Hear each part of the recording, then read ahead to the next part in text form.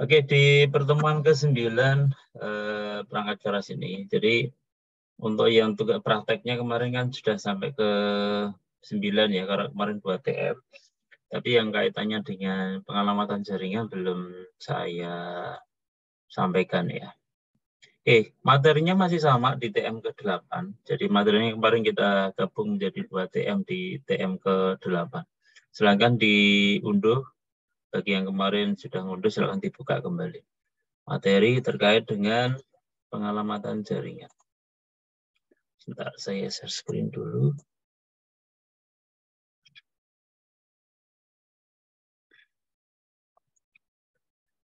Atau kelas TM ke-8.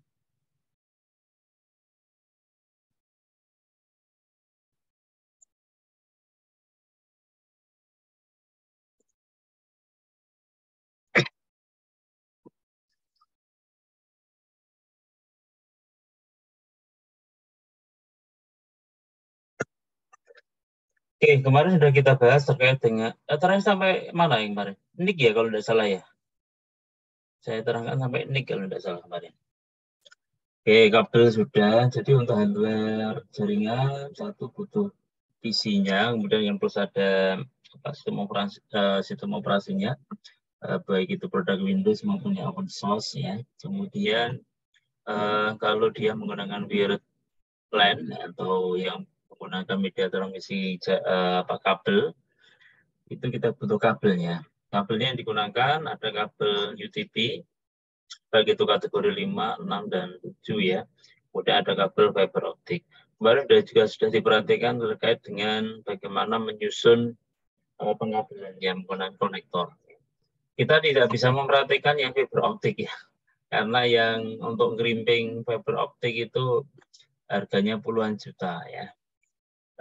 Bisa kalau kalian nanti ada yang minat ke jaringan, silakan modal untuk itu ngerimping fiber optik, karena sudah sekarang untuk bahkan untuk internet di rumah pun sudah menggunakan fiber optik ya.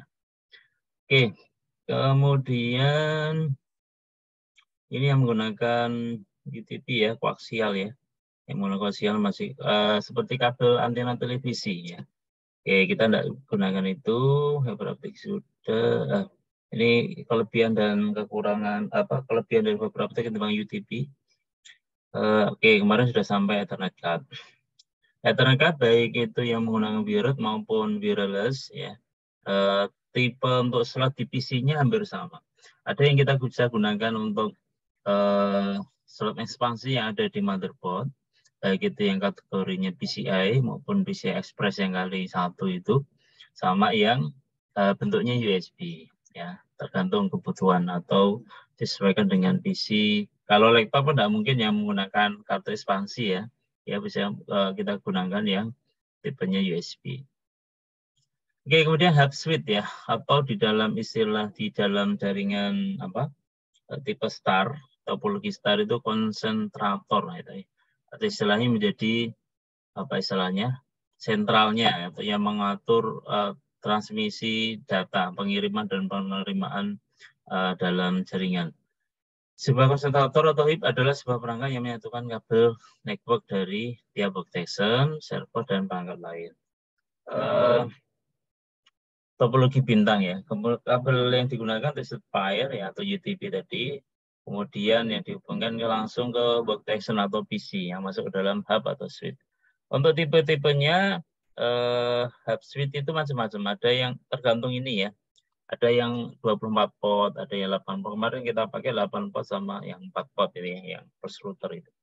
Kemudian dia menggunakan tanda penghubung port RJ45 ya, yang dipasang menggunakan krimping dengan kabel UTP, kemarin sudah diperhatikan. Kemudian switch itu memiliki kemampuan untuk manajemen traffic data ya, lebih baik dibandingkan hub. Jadi dulu itu hub belum switch ya. Kemudian berkembangnya ke sini, teknologi sini berubah menjadi switch. Kelebihannya dia bisa memanajemen traffic data ya lebih baik ketimbang yang hub. Kemudian transfer datanya untuk transmisi datanya itu selain kecepatannya dipengaruhi oleh kabel UTP juga harus didukung oleh switch-nya.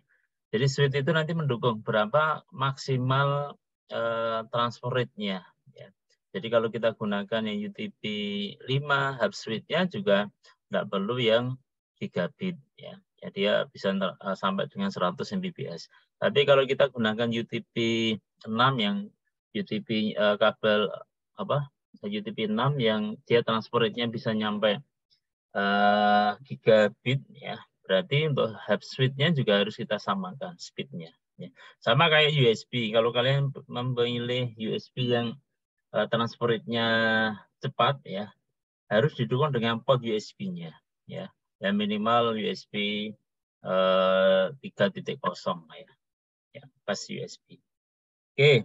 Hub switch ini kalau di dalam sistem jaringan yang tanpa kabel itu kita berakan dengan wireless access point. Jadi topologi STAR itu tidak cuma hanya untuk kabel, tapi juga itu analoginya topologi STAR itu hampir sama kayak yang non kabel. Cuma yang membedakan cuma media transmisinya saja.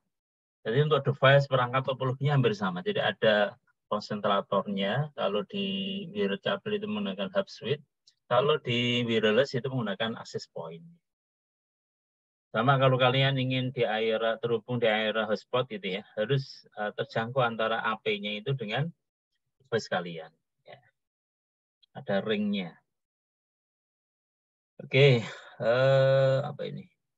Access point hampir sama dengan hub switch tadi ya, mengatur akses yang ada di perangkat berdasarkan MAC address.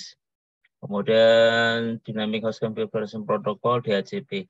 Ya bedanya lagi kalau yang topologi STAR. Kalau kemarin kan di menggunakan LAN kita atur IP address-nya ya. Tapi walaupun itu bisa juga kita gunakan manfaatkan yang otomatis yang menggunakan Dynamic Host Configuration Protocol atau disebut namanya DHCP. Karena kalau kalian masuk ke air hotspot itu nggak perlu nyeting IP-nya ya. Begitu konekkan HP-nya atau password-nya, langsung bisa masuk gitu ya. Tanpa harus konfigurasi internet protokol manual.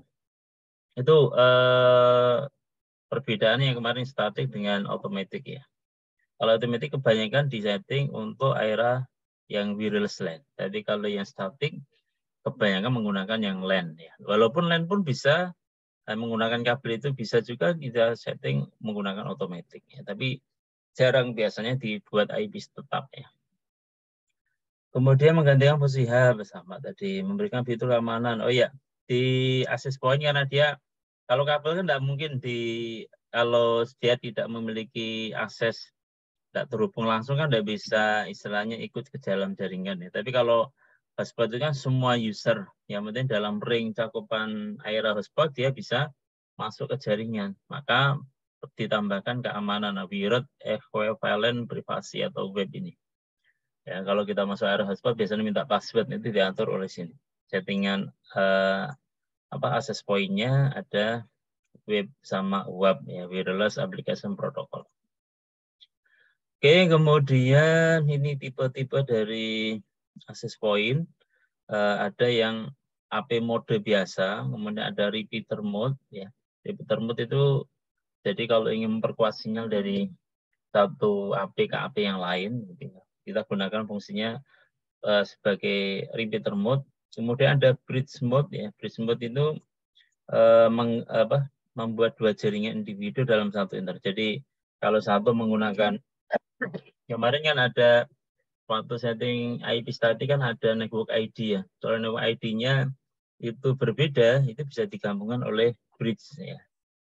Jadi fungsi router ini kita fungsikan sebagai bridge ya. Kemudian ada client mode ya. Client mode juga banyak digunakan pada smart TV, media player, konsol dan sebagainya. Kemudian ada wireless router mode. Ini berbagi satu koneksi internet ya kabel ke beberapa klien. Hanya satu port WAN saja with area network yang mendukung beberapa jenis koneksi. Akses internet dari DSL modem disediakan untuk satu user saja. Wireless mode adalah wireless router mode ini hampir sama yang kalian pakai di rumah ya. Setelah kayak langganan First Media, IndiHome itu masuk ke sini, wireless router mode. Jadi dia selain sebagai AP, dia juga sebagai router. Kemudian bentuknya seperti apa?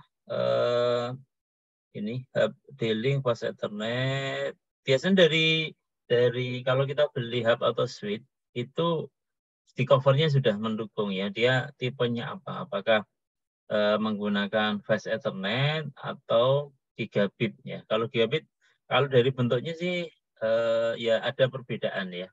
Dia lebih ringkas biasanya. Ya seperti ini. Tapi kemarin waktu yang kita gunakan di praktikum itu walaupun bentuknya putih simpel tapi itu dia masih Fast Ethernet, belum gigabit ya. Belum gigabit. Ini bentuknya dari access point yang mereknya D-Link. Tandanya kalau AP itu masih ada antenanya ya, karena dia untuk menyebarkan sinyalnya itu. Tapi kalau hub switch tidak ada. Oke, konsepnya sama. Baik itu AP maupun switch ya, dia menjadi konsentratornya, pengatur transmisi data di dalam jaringan tipe topologi star ya. Oke, itu istilah hub switch ya. Kemudian istilah yang keempat itu ada istilah namanya repeater ya. Repeater itu gunanya ya tadi memperkuat sinyal ya dengan cara menerima sinyal dari suatu segmen kabel kemudian memancarkan kembali. Jadi bentuknya sudah dibahas, boleh dia merupakan hub switch atau AP. AP tadi juga sekaligus sebagai repeater ya. Itu fungsinya, maksudnya dari fungsi. Kalau bentuk wujudnya ya bisa hub switch maupun AP access point ya.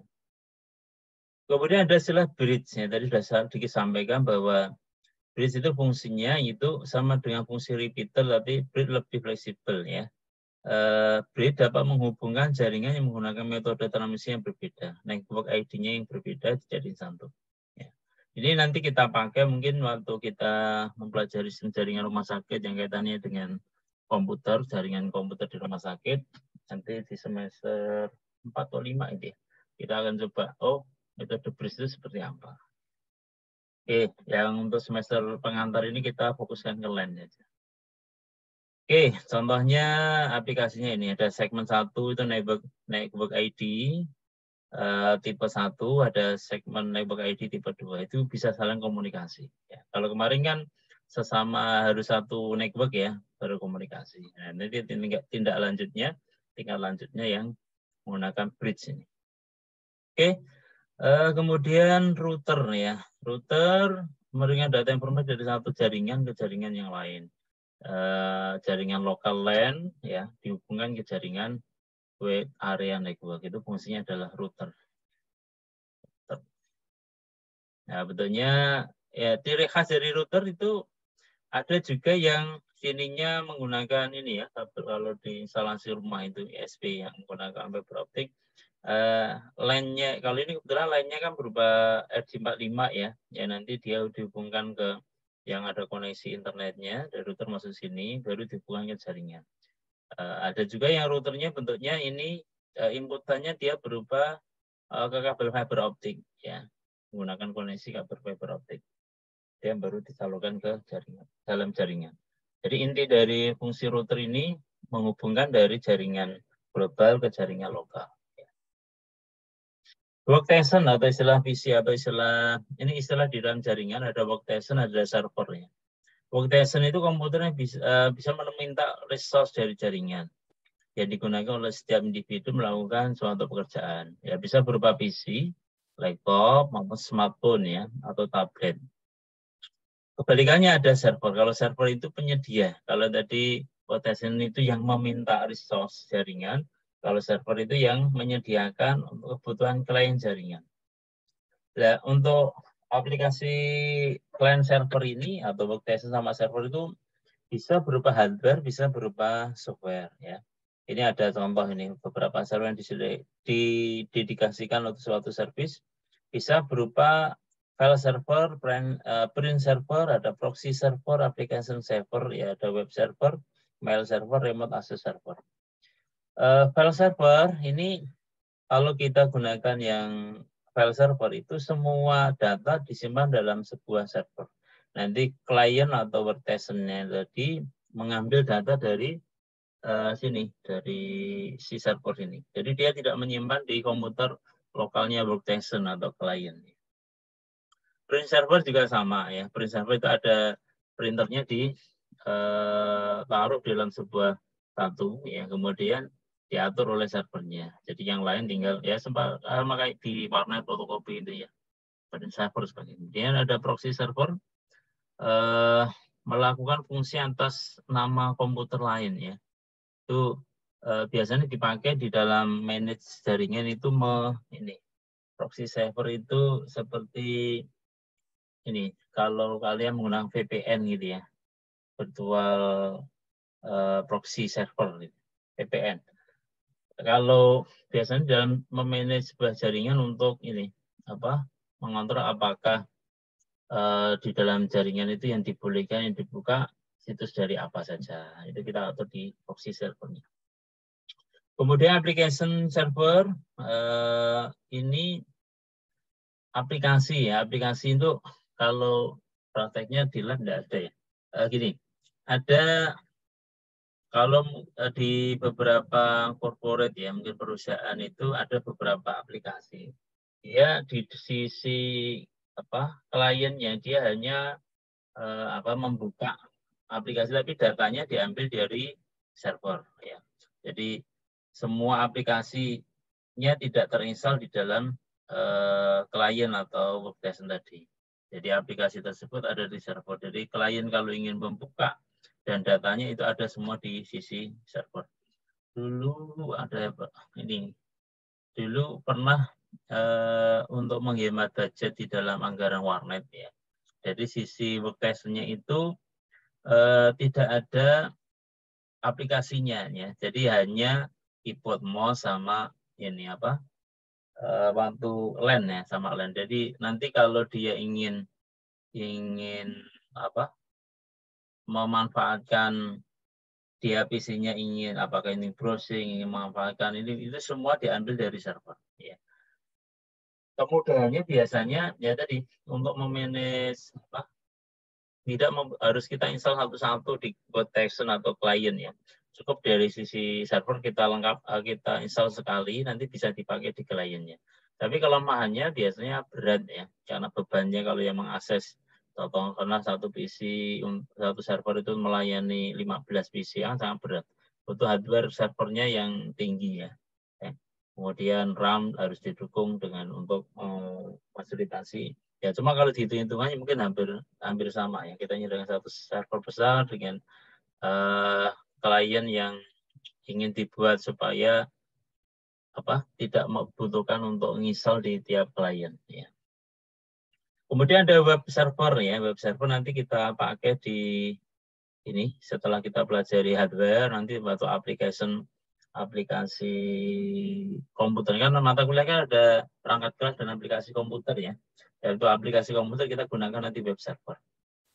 Apa itu web server ya nanti di pertemuan ke-10 saya terangkan lebih lanjut. Kemudian ada mail server ya yang digunakan untuk memanage email ini ya. Kalau aplikasi sederhananya ya kita ngambil fasilitas yang mail server yang gratis dari Google maupun dari Yahoo ya.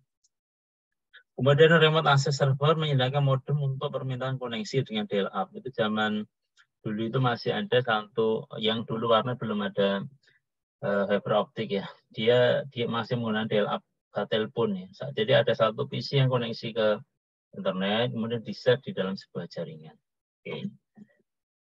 Simbol-simbol nanti di dalam jaringan kita gunakan aplikasi Cisco router ya. Itu ada simbolnya nanti kalau kita ingin simulasikan ya. Nanti di pertemuan di mata kuliah sistem jaringan kita bahas. Ada router, hub switch seperti ini, workstation, ini bisa smartphone, bisa PC ya. Workstation smartphone, PC, kemudian ada workstation tablet ya. Ada laptop. Kemudian kalau kita istilahkan server nanti bentuknya seperti ini. Pakai casing saja yang di dalamnya sini. Kemudian ada pengkabelan strike ya yang sejajar, ada pengkabelan cross itu ada titik-titiknya, ada simbolnya. Ada wireless router, kemudian laptop tadi sudah.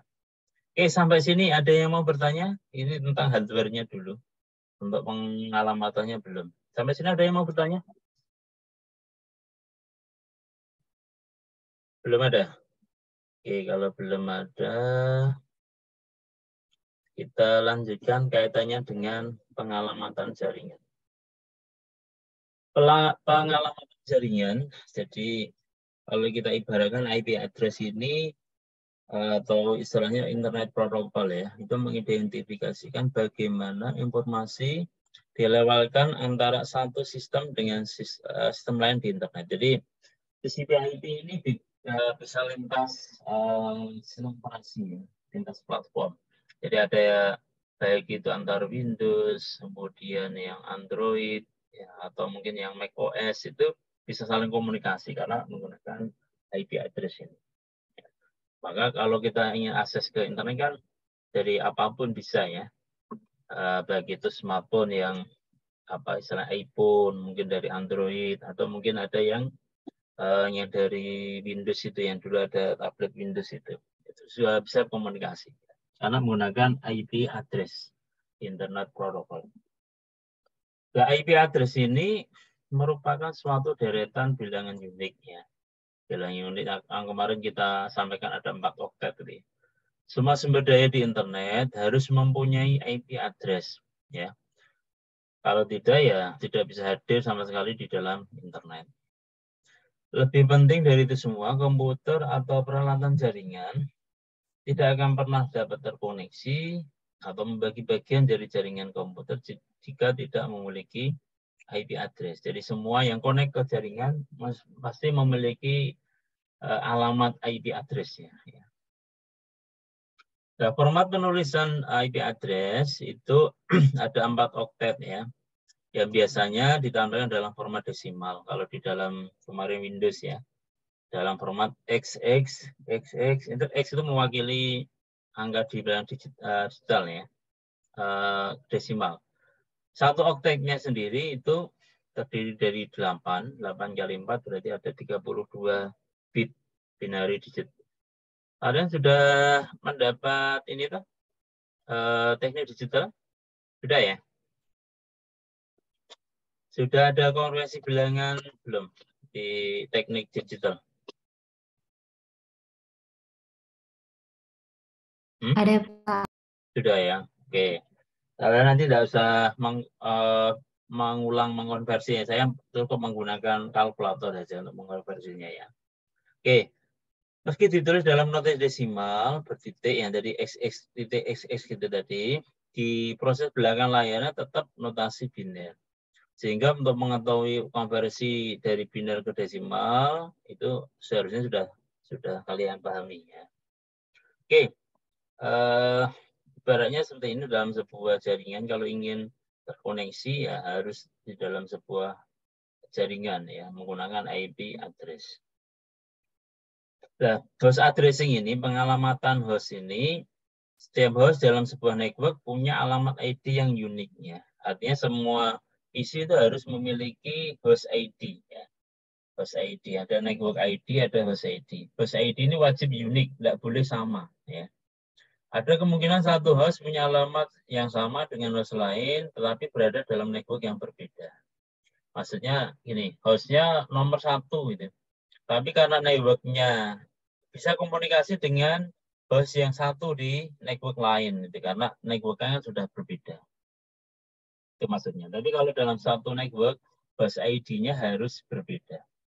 Ada banyak jaringan, ya setiap jaringan harus diberi ID, ya, alamat untuk membedakan antara jaringan satu dengan jaringan yang lain. Jika jaringan-jaringan tersebut saling supaya bisa terhubung, ya. Di dalam jaringan global, ya suatu host ada 2 alamat, yaitu satu alamat jaringan, ada alamat host. Kemarin sudah sedikit disampaikan sekilas ya. Suatu host secara global ditulis dengan cara alamat network terlebih dahulu, diikuti dengan alamat host. Jadi pengaturan IP address itu network ID dulu, baru host ID. Oke, contoh 3.12. 3 adalah network, 12 adalah host di dalam sebuah network. Oke, host addressing-nya seperti ini. Oke, konversi biner ke desimal. Tadi dibilang bahwa satu oktetnya tadi terisi 8 bit ya. 8 bit. 8 bilangan biner. Cara mengatakan 8 bilangan biner ya berarti ini kalau dia isinya adalah 0 ya 0000 sebanyak 8. Kalau isinya 1 berarti 111 ini ya. Oke, kita coba. Kalau 0 kan tentunya didesimalkan jadinya 0. Tapi kalau 1 semua jadinya berapa? Bisa kita pakai kalkulator ya. Kalkulator ini yang scientific aja. Scientific ada biner. Oh, ada programmer. Nah, ini ada biner ada. Oke, contoh kalau 00 dalam kita pilih biner dulu. 0 sebanyak 0 didesimalkan tetap 0. Kalau 1 karena 0 di depan dia tidak, contoh ini 000 ya, ini jadinya tampil di kalkulator ya 0 ya. Oke, kita lihat 0 ini kalau 1 semua, ini kan 8 bit ini 4 sudah dipisahkan oleh koma. Ya. Kemudian kita desimalkan, ini desimalnya nilainya 255. Jadi maksimal 1 oktet itu antara minimal 0-nya, kemudian maksimalnya 255. Tapi nanti dari itu ada aturan ya. Ada aturannya sesuai dengan kelasnya. Dipakai di internet ya, IP addressing ini pengalamatan IP berdasarkan IP versi 4 ya. Tiap host mempunyai ID network, network dan host ID. Banyak 32. Contohnya kalau 32 berarti 4, jadi kan 8 ya. Ini 8, sini sampai sini 8, ini juga 8, ini 8, ini 8. Jadi total seluruh ada 32 bit ya. Oke. Dikurangi dengan lama broadcast. Oke, jadi ada pengurangannya di broadcastnya. Oke, kita coba pelajari bagaimana klasifikasi jaringan internet ini tadi. Perancang internet mengklasifikasi jaringan berdasarkan pada ukuran jaringan ya. Sekelompok kecil mempunyai anggota host yang sangat kecil. Yang sangat banyak untuk kelas A, yang sangat kecil itu kelas C ya. Hostnya lebih kecil, yaitu hanya 254 ya. Oke, pengalamannya seperti ini. Oktetnya tadi. Nah, kita ingin mengetahui dalam setiap kelas itu host ID networknya seperti apa. Ya. Oke, ada penjelasannya di bawah. Ini tadi 8 oktet, 0 yaitu 000 dan satunya adalah 255. Jadi sudah saya buktikan di kalkulator ya. Oke. Klasifikasinya pembagian IP address. Untuk kelas A ya, kelas A. Kelas A mempunyai 7 bit network ID. Nah, jadi network ID-nya dari 8 oktet tadi ada 8 bit ya. Dia diawali oleh bit urutan tertinggi paling kiri selalu 0 ya, selalu 0 sehingga terdapat. Jadi kalau kita tadi kan oktetnya terdiri dari 8 bit ya di awal. Jadi kan ada oktetnya ada 4. Satu oktetnya 8 bit ya. Tapi khusus kelas A itu selalu di angka pertama binernya yang paling kiri itu selalu 0. Berarti minimalnya berapa? Minimalnya bisa dari 1 ya. Ya. Tersedia di dalam 0 tidak boleh, 000 tidak boleh. Jadi 0 mulai dari 1 sampai dengan 127. Kita bisa membuktikan menggunakan kalkulator. Kalau kita di C ya. 0 ya, berarti maksimalnya yaitu jumlahnya 7 seperti ini. Ya, 7. Itu kalau ingin di bilangan desimal 01 mana tadi? Kita sekan 0 dalam bilangan 7 desimalnya adalah 63 ya. 63 di dalam bilangan desimal ya. Kemudian kalau kita isi contoh 100 ini. Kita menggunakan bilangan biner, bisikan dulu. 111. 4, 5, 6, oh baru 6, 7 ya, ini 3. Itu berarti maksimalnya 127. Maksimal bilangan desimalnya bisa terisi dari 1 Karena syaratnya di kelas A itu mulainya 0 di depan. Kalau sudah gini kan berarti tidak 0 lagi di depan, tapi satunya depannya adalah 1. Gitu ya. Maka didapatkan untuk oktet pertama, bilangan oktet pertama itu dari 1 sampai dengan 127. Tapi masalahnya biasanya setiap device itu memiliki IP lokal. Ya. Kalau disebut namanya localhost. Ya. Nanti kita pelajari di web server tadi. Localhost itu dinamakan di pengelamatan mulai di awal 127. Ya, maka 127 tidak bisa dipakai. Yang bisa dipakai 1 sampai dengan 126. Jadi penandanya kelas A itu network ID-nya selalu oktet pertama diawali 1 dan 126. Sedangkan host ID-nya bagaimana? Silakan. Boleh menggunakan 001, 002, dan seterusnya. Oke. Oke ya, itu untuk network ID kelas A. Kelas A. Jadi bisa memungkinkan host ID-nya jumlahnya berapa ini? Host ID-nya hingga terdapat 128 ya, 2/7 network ID-nya. Sedangkan host ID-nya jumlahnya hostnya 100 berapa ini? Berarti 2 pangkat berapa ini? Dikurangi 8. 8, 32 kurangi 28 ya. 32 dikurangi 8. Ada 24 ya. 2 pangkat 24 untuk host ID-nya. Jadi untuk kelas A itu memang host ID-nya banyak, paling banyak. Oke, kemudian sampai mana tadi? Kelas B ya. Kelas B untuk di tadi network ID-nya berarti yang oktet pertama karena 0 dengan 7 bit. Berarti kan oktet pertama itu network ID. Harus sama dalam sebuah jaringan. Network ID-nya harus sama. Yaitu antara 1 sampai dengan 256. Itu harus sama. Kalau pakai kelas A, 126-nya ya semua 126. Gitu. Kalau 100 ya semua 100. Gitu. Namanya network ID. Nanti yang berbeda antara ini oktet 2, 3, 4-nya boleh berbeda. Ya, itu namanya host ID. Kemudian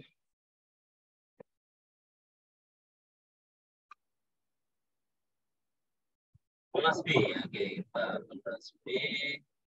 Kelas B itu agak berbeda dengan beda sedikit ya. Kalau yang tadi kelas A tadi 0 plus 7 bit ya. Kalau kelas B itu diawali oleh bilangan biner 1. Kemudian network ID-nya dia jumlahnya 14 bit. Kenapa kok tidak 16? Karena 14 bit ditambahkan 1 0 kan jadinya 18 ya. 16. 8 tambah 8 ya. Jadi kalau kita bicara oktet itu oktet pertama dan oktet kedua itu network ID-nya. Cuma mulai oktet pertama yang diaturnya. Jadi oktet pertama karena dia nilainya 10 ya. Mulai nilai 10 berarti kalau kita buat di dalam sebuah kalkulator 10 ya. Mulai harus dari 10. Paling kecil berapa? Berarti 1000 ya. Kita buat 4 seperti ini. Nilainya adalah mulainya desimal 128. Sedangkan maksimalnya berapa? Maksimalnya berarti 10, 1, 1, 1, 1. Ya. Nah, seperti ini. Jadi maksimalnya sampai dengan 191. Ya, maka untuk kelas B itu mulainya 128 sampai dengan 191. Cuma yang IP address yang karena tadi IP network ID-nya kan terdiri dari 10 dan 14 bit atau oktet pertama. Berarti tapi yang khusus yang 255 ini tidak boleh digunakan ya. Karena dia dicadangkan dalam sebuah network ya, tidak bisa digunakan. Jadi mulainya ya berarti 191 ini 0 sampai dengan 191 di sini berapa? 254 ya. 255 tidak bisa digunakan. Host ID-nya berapa? Host ID-nya berarti 2 kali berapa itu? 2 pangkat 15 ya. Oke, itu. Lama hostnya ini adalah 16 bit. Jadi penandanya gampang di oktet pertama ini. Perbedaannya di OTR pertama. Kemudian kelas C, ini tadi kemarin sudah kita perhatikan. Di kelas C itu untuk network ID-nya mulainya adalah 110 ya, mulai awal 110 ya. Kemudian maksimalnya berapa ya. Ini kalau dimaksimalkan 233, benar enggak 233, kita buktikan. Jadi network ID yang untuk kelas C, oke, diawali oleh 3 pilar awal itu 110 ya. Kita buat 110, nilai maksimal minimal dulu ya, minimal berarti 0, 0, 0. Nah, seperti ini. Ini berarti nilai minimalnya di OTR pertama itu 110. Maksimalnya berapa? Maksimal berarti 110 berisi 11111. Nah, sampai dengan 223. Yaitu kalau kelas C ya, kelas C. Nah, ini 255 tersedia dan boleh digunakan. Ya, bedanya kalau tadi 255 yang kelas B tadi 191 255 tidak bisa digunakan. Kalau ini bisa kelas C. Cuma yang tidak bisa digunakan yang 233, 255, 255. Tadi berapa tadi? Sorry, salah ketiknya ya. 223 nih, sorry. Ini salah ketik ya. 223. Ini 254 ini yang terakhir nih. 254. Jadi yang terakhir 255 itu disarankan tidak digunakan karena biasa untuk broadcast ya. Untuk mengirim kesimpulan jaringan. Jadi mulai 0 bisa karena network ID kan host ID kan tidak boleh 0, harus ada mulai lebih dari 0 host ID. 0 itu maksudnya terakhir di terakhir tidak boleh isinya harus ada selain 0. Jadi sini 1 network ID yang boleh digunakan kecuali yang ini 254 salah tipu ya, saya tidak. Oke, tinggal terus yang kelas C yang 1 223 254 254 ini diubah yang 5 terakhir menjadi 4 karena yang 255 dipakai tersidangkan di dalam. Oke, itu kelas C. Ya, hasilnya masih ada kan terakhir 225 Pak. Ya, di OTR pertama kan maksimal tadi 255. Kita masih ada itu dipakai untuk kelas D, tapi jarang sekali dipakai ini ya. Itu untuk kelompok pengembangan kehidupan atau multicasting ya. Kita yang sering digunakan di pengamatan jaringan kelas A, D sama C. Oke, sudah sampai 8.30, 8.20. Kita harus beralih ke TM ke 10 ya. Ada yang mau bertanya sampai sini? Jadi hardware terakhir sampai kemarin setting jaringan